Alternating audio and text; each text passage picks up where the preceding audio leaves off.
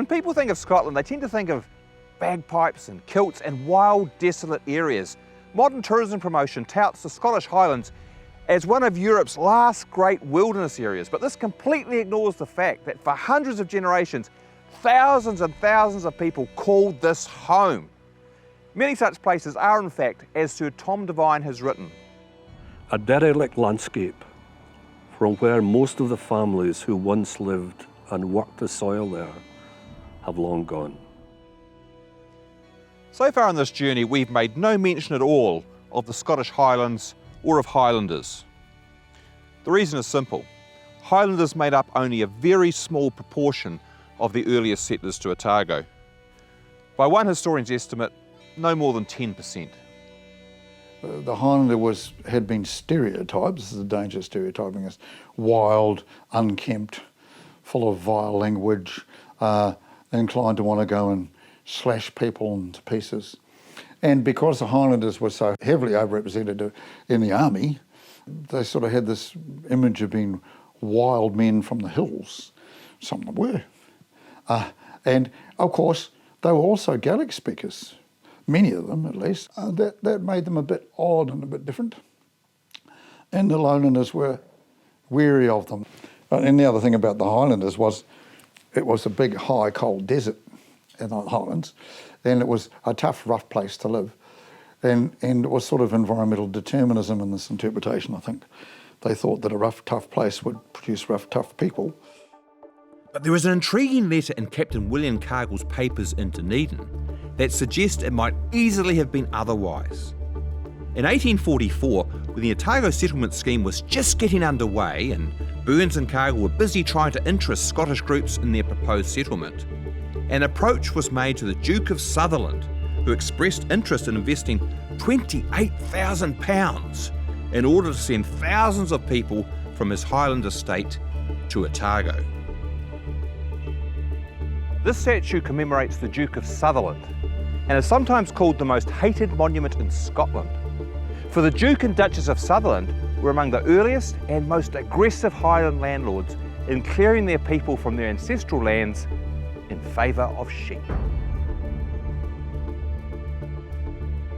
By the time Burns and Cargill were negotiating with the Duke, most of that clearance work had been done. And this Duke, the first, was dead. His monument here at Golspie already towering over the surrounding landscape. It was his son, the second Duke, that the Otago Association was negotiating with. Now obviously it never happened. For some reason the proposal fell through and thousands of Sutherland Highlanders did not dominate the early settlement of Otago. But it's an intriguing historical might have been, especially when you consider the name of Otago's professional rugby team, the Highlanders.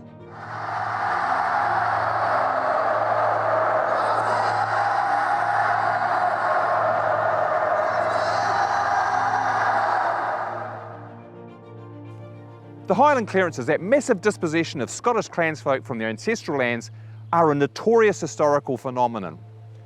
But the major clearances happened before the Otago settlement scheme ever got underway, so there was no direct movement to New Zealand, those early negotiations with the Duke of Sutherland notwithstanding. Survival was only possible for many by the introduction of a new wonder food, the potato, a high-yielding crop with incredible nutritional properties. But when the potato crop failed disastrously in 1846-47, the precariousness of a subsistence lifestyle here was exposed once again. As famine stalked the land, people began to leave in unprecedented numbers. Many to the lowland towns and cities, others to America or Australia. So there were two potato famines in the Highlands, one in the mid-1830s and then another in the 1840s, which was the same era as the Irish famine, the much better known Irish famine. So as far as the Highlanders were concerned, a lot of the early to mid-19th century emigration was really economically enforced. After the 1820s, when the economy began to implode, it imploded particularly in the Highlands because the Highlands was such a marginal economy. And the landlords began to see having a large population on their estates as a millstone around their necks. So they began to see emigration as the solution to their really badly designed development policies, and they began to quote unquote encourage emigration, which you could substitute coerce people into leaving.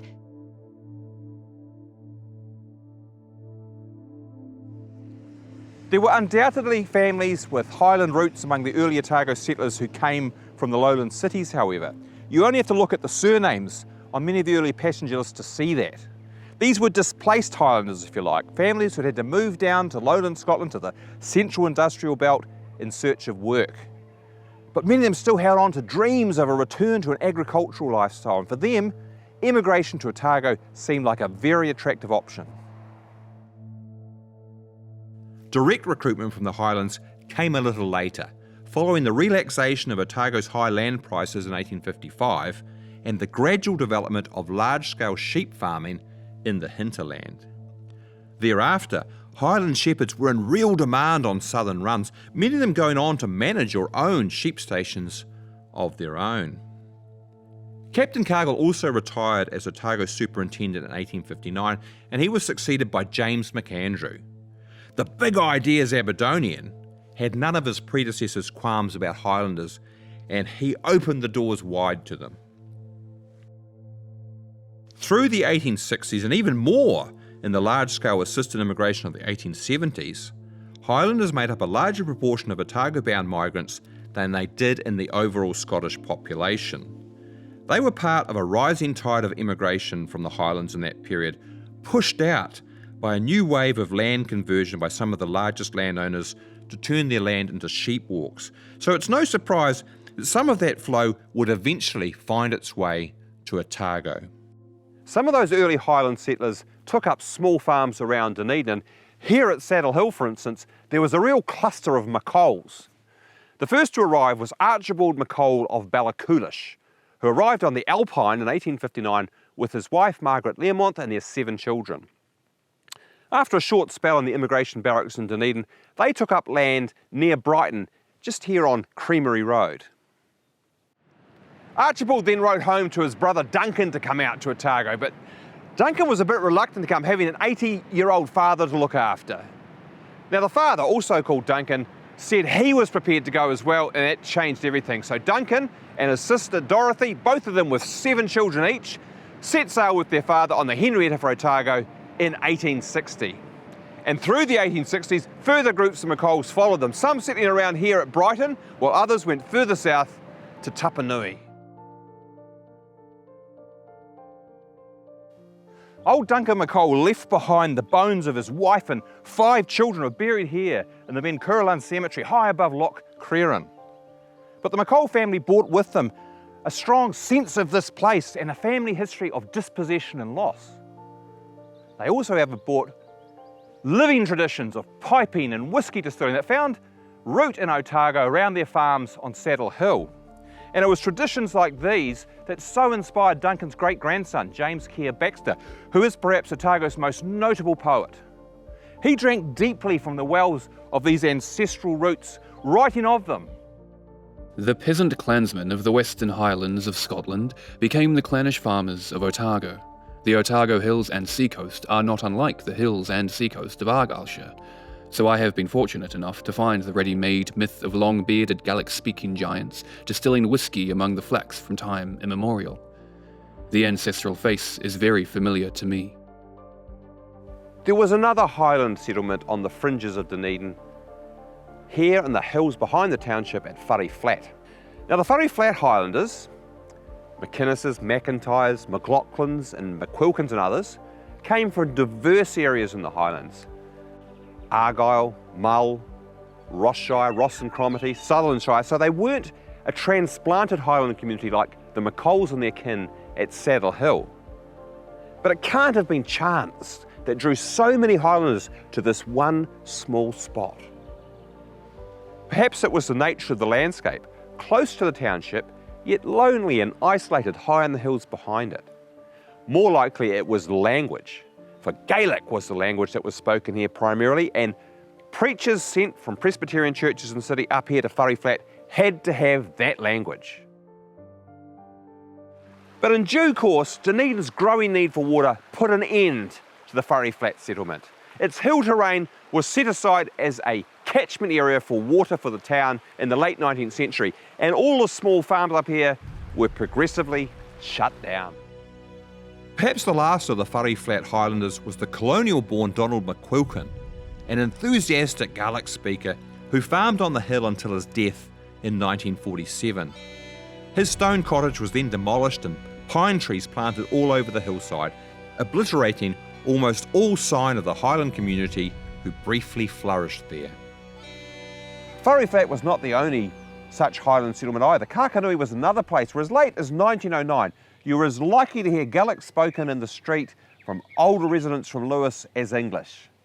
And further south there was almost a Highland line with distinctive clumps of Highland settlers in the remote hills and valleys of South Otago and Southland. Most notorious was the McRae country here in the Hokanui area, where Ross-shire families, many of them interrelated, proved masters of chain migration in the 1860s and 70s.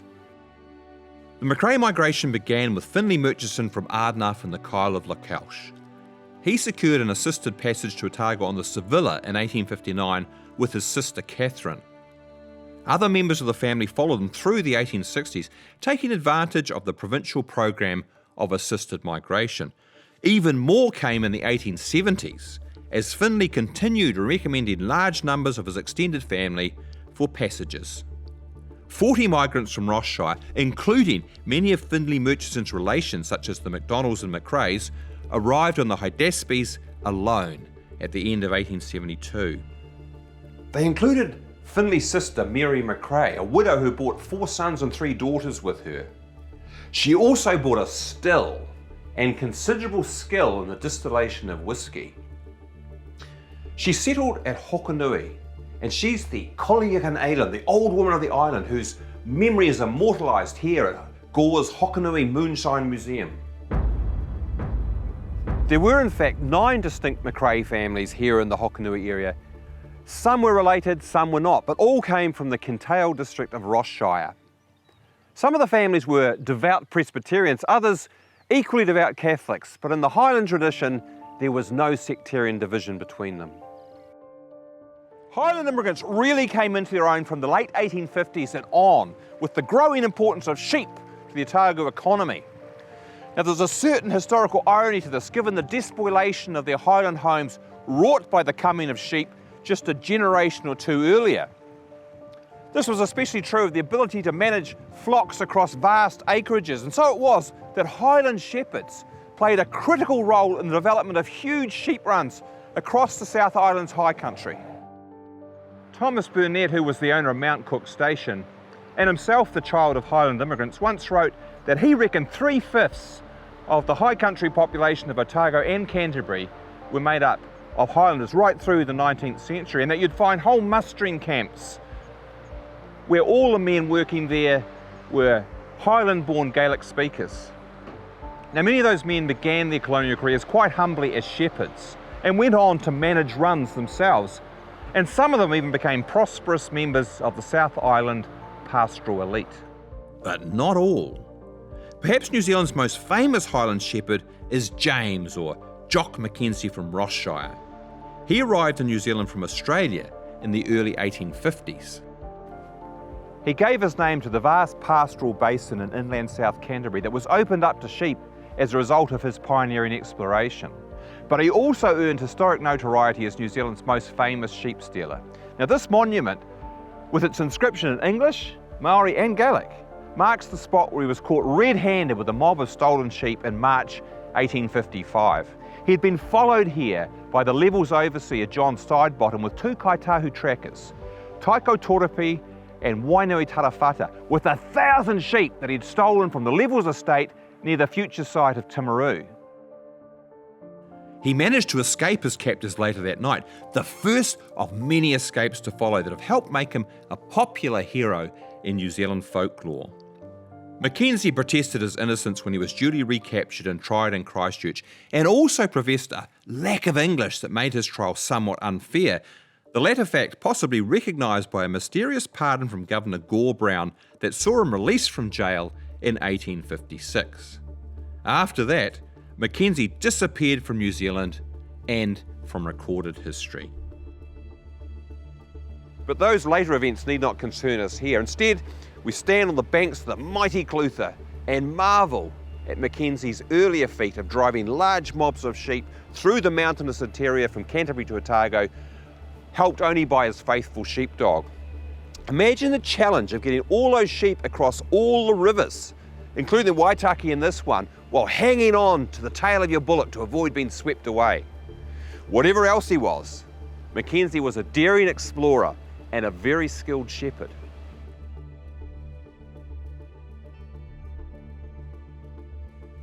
Here's yet another memorial to James McKenzie, this time marking the spot where he gathered those sheep together. And from here, he set off on that epic journey off to the west, through the mountains, discovering the pass that bears his name, and took them all the way down to Otago. An incredible journey for one man, his dog, and a bullock. So whatever else you can say about McKenzie, sure, a sheep stealer, but what an audacious fellow he was. And that also tells us something about the emptiness of inland Otago in 1855. A mob of 500 sheep or more could be driven through here without anyone even noticing they're passing through. As the great southern historian Harry's Beattie wrote, Beyond this was the untrodden wilds, voiceless and silent, save for the sighing of the breeze and the occasional call of some bird. And here in eastern Southland, at Edendale Bush, was McKenzie's home base. He had built himself a hut here in the 1850s, and a tradition long persisted in this region that he had buried his money in the bush nearby and never been able to come back and get it. The tall Highlander was a well-known character to the early settlers isolated in inland Southland. He'd even applied for a run of his own in this area near Matoda, and only needed to stock it with sheep to make it his own. Alas, McKenzie was but a poor man, and the only way he could think of getting the sheep was by taking them from someone else's flock, and hence his raids on the levels. Now it seems that 2 raids passed off successfully before he was caught on the 3rd. He then escaped from captivity twice and was eventually pardoned, all of which added to his public mystique and intrigue. Ultimately, he failed to win his dream of becoming a pioneer run holder, and we just don't know what happened to him. Perhaps that also adds to his legend.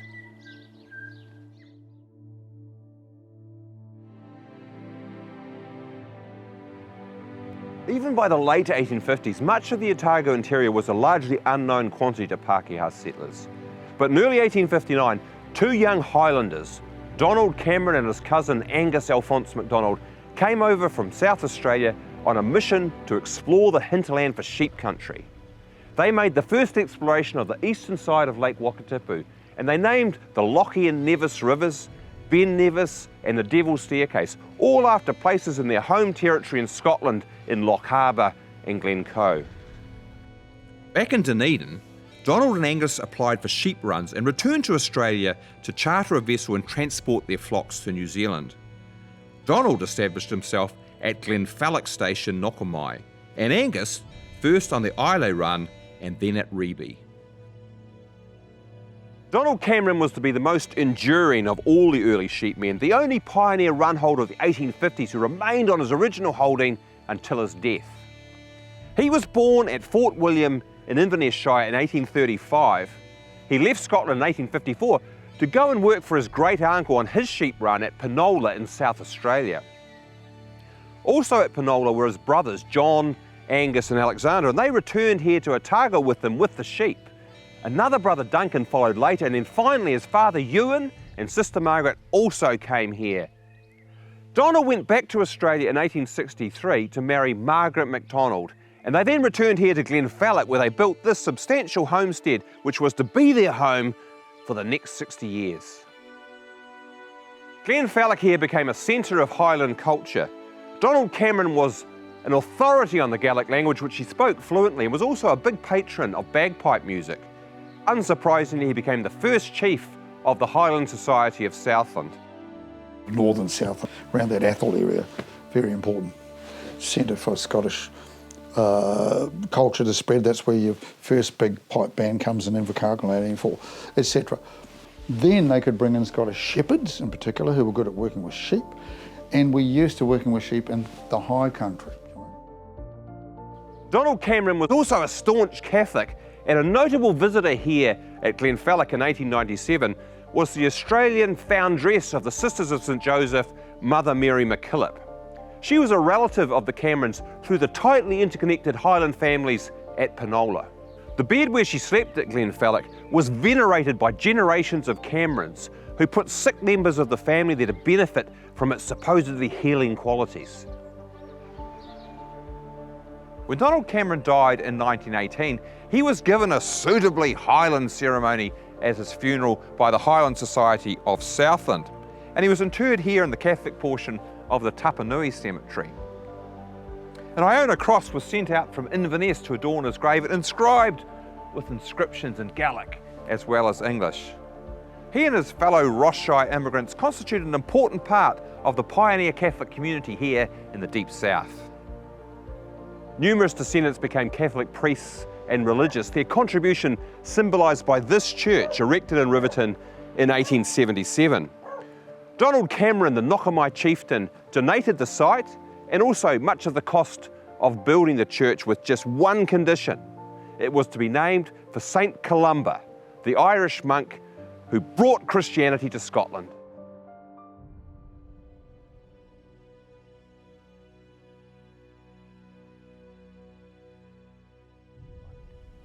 Here we are in Croik Churchyard near Strathcarron in Sutherlandshire. It was to here that one morning in May 1845, before dawn, a small boy was brought by his father to witness something that would mark him for life and have profound consequences for New Zealand history. Huddled here in the churchyard were the evicted tenants of Glencalvy, cleared from their homes to make way for a new single tenant and his sheep. In desperation, 90 of the people took refuge here, camping in the graveyard. Their plight received national attention thanks to eyewitness accounts that were published in the Times newspaper, and famously, some of those who camped out here scratched pathetic messages into the windows of the church. What happened to the Glencalvy tenants is not known, but the small boy was John McKenzie, second son of a successful farmer who lived nearby on the Ardross estate. You know, that was just absolutely foundational to his way of thinking, and seeing hard-working people, you know, thrown off their land to make way for wealthy Englishmen and even Americans to a point, up in the Highlands of Scotland to make way for sheep and later deer. He just thought this was not on. And they were good Presbyterians, they were hard-working, and yet they were camped out in the graveyard. As a young man, McKenzie immigrated to Otago on the Henrietta in 1860 as an assisted immigrant, along with his new bride, Anne Munro. So his reasons for coming were very typical of an awful lot of Scottish migrants.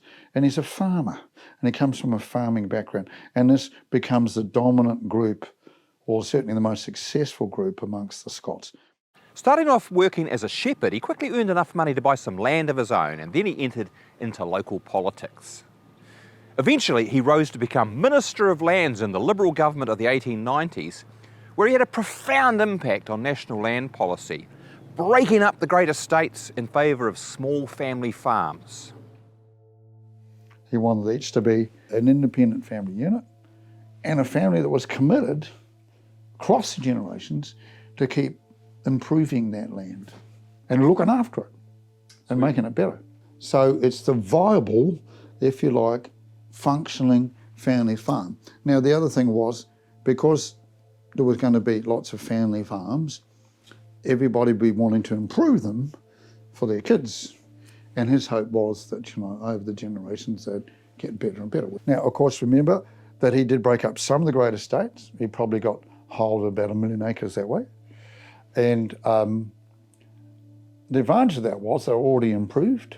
They were mainly fenced. And on balance, he was pretty successful in creating viable, middle-sized family farming. The land reforms that he had enacted opened up the potential for small farmers and ensured that none of the horrors of the Highland clearances would take root in the new land.